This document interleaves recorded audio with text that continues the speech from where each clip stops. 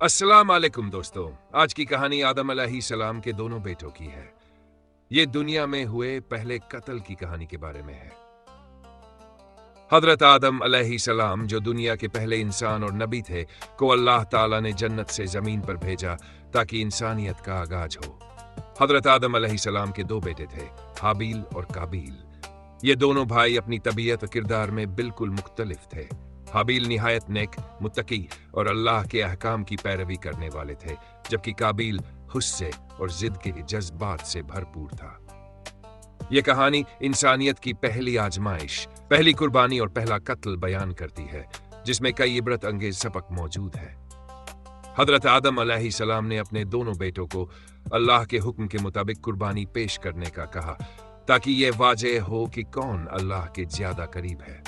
कुर्बानी का मकसद यह था कि दोनों अपनी नीयत और इताअत का मजाहिरा करें। हाबील, जो एक चरवाहा था, ने अपने जानवरों के रेवड़ में से बेहतरीन और सेहतमंद जानवर को मुंतखब किया और खुलूस दिल के साथ कुर्बानी पेश की। दूसरी तरफ काबील, जो खेती बाड़ी करता था, ने अपनी फसल के बोसीदा और गैर मयारी हिस्से को कुर्बानी के तौर पर पेश किया। अल्लाह ताला ने हाबील की कुर्बानी को कबूल कर लिया, क्योंकि वह खुलूस दिल और नेक नियत के साथ पेश की गई थी, जबकि काबील की कुर्बानी रद्द कर दी गई, क्योंकि उसमें इखलास और तकवा की कमी थी। यह बात काबील के दिल में हसद और गुस्से की आग लगा गई। उसने ये सोचना शुरू कर दिया कि हाबील को कत्ल करके अपने रास्ते से हटा दे। काबील ने अपने हसद के जज्बात पर काबू पाने के बजाय हाबील को धमकी दी कि वह उसे कत्ल कर देगा। हाबील ने नरमी और समझदारी से जवाब देते हुए कहा, अगर तुम मुझे कत्ल करने के लिए अपना हाथ बढ़ाओगे तो मैं अपना हाथ तुम्हें नुकसान पहुंचाने के लिए नहीं बढ़ाऊंगा, क्योंकि मैं अल्लाह से डरता हूं, जो तमाम जहानों का परवरदिगार है। मैं चाहता हूं कि तुम अपने गुनाहों का बोझ उठाओ और जहन्नम के मुस्तहिक बनो, क्योंकि जालिमों का यही बदला है।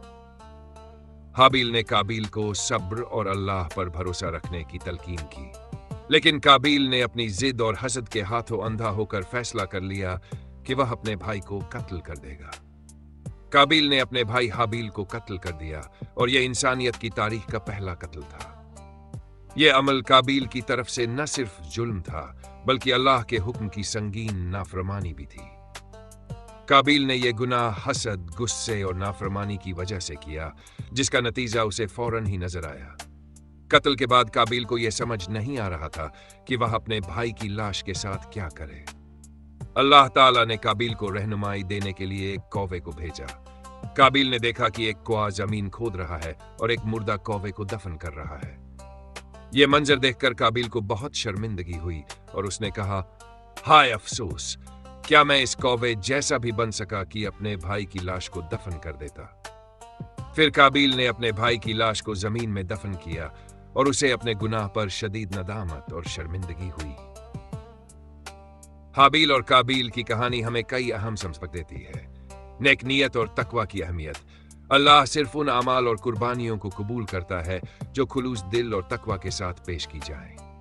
हसद और गुस्सा इंसान को सबसे बड़े गुनाह तक पहुंचा सकता है, जैसे काबील को अपने भाई के कत्ल तक ले गया। काबील की कहानी हमें यह सिखाती है कि जुल्म करने वाला खुद भी नुकसान उठाता है, चाहे वह दुनिया में हो या आखिरत में। अल्लाह हर मौके पर अपने बंदों को रहनुमाई फराहम करता है, लेकिन यह इंसान पर मुनहसर है कि वह उससे सबक हासिल करे या नहीं। हजरत आदम अलैहिस्सलाम के बेटों की यह कहानी हमें याद दिलाती है कि हसद, गुस्से और जिद के जज्बात पर काबू पाना कितना जरूरी है। हमें अपने दिलों को साफ रखना चाहिए, अल्लाह पर भरोसा करना चाहिए और हमेशा नेक नियत और इताअत के साथ जिंदगी गुजारनी चाहिए। यह वाकया इस बात का सबूत है कि अल्लाह इंसाफ करने वाला है और हर अमल का बदला जरूर देता है, चाहे वह नेकी हो या बदी।